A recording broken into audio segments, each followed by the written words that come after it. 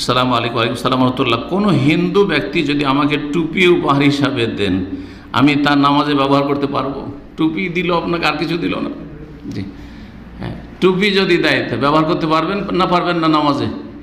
হ্যাঁ, পারবেন না? সব পারবেন। আমাদের দেশে অনেক বাড়াবাড়ি আছে।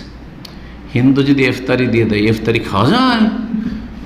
হ্যাঁ, হিন্দুর ইফতারি খাওয়া যাবে না।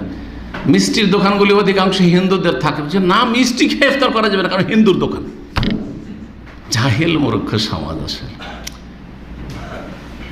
জিনিসটা কি হারাম? মুসলিমও যদি আপনাকে মদ দেয় তো খাওয়া যাবে? মুসলিম যদি বলে আমি জুয়া খেলে টাকা জিতেছি সেই জন্য তোমাকে মিষ্টি খাওয়ালাম, খাওয়া যাবে?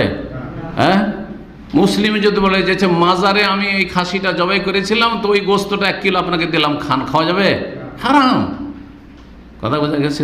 নবী সাল্লাল্লাহু মুসলিম আপনি দাওয়াত খাননি? ইহুদির বাড়ি, কট্টর দুশমন ইহুদি, বিষ দিয়েছে খাবারে, নবী সাল্লাল্লাহু তাহলে খেয়েছে। বোঝা গেছে? তো যেমন খাওয়া যাবে তেমনই অমুসলিমদের হাদিয়া নেওয়া যাবে। আমরা সিরাতুন নবী আলোচনা করছি, তার মধ্যে মেসরের রাজাকে নবী সাল্লাল্লাহু চিঠি লিখেছিলেন, আরও বেশ কিছু রাজা সেখান থেকে উপঢৌকন হাদিয়া দিয়ে পাঠিয়েছিল না পাঠায়নি? হাদিয়া কেউ কাপড় দিয়ে পাঠিয়েছে, কেউ আপনার বাহন দিয়ে পাঠিয়েছে, আবার দাসী দিয়ে পাঠিয়েছে, কেউ আর কিছু দিয়ে পাঠিয়েছে। সুতরাং অমুসলিমদের হাদিয়া নবী সাল্লাল্লাহু আলাইহি ওয়াসাল্লাম কবুল করেছেন। তো নবী সাল্লাল্লাহু আলাইহি ওয়াসাল্লাম হাদিয়াগুলো ব্যবহার করেননি? না নামাজের সময় চলবে না, বাড়িতে করিও নাকি?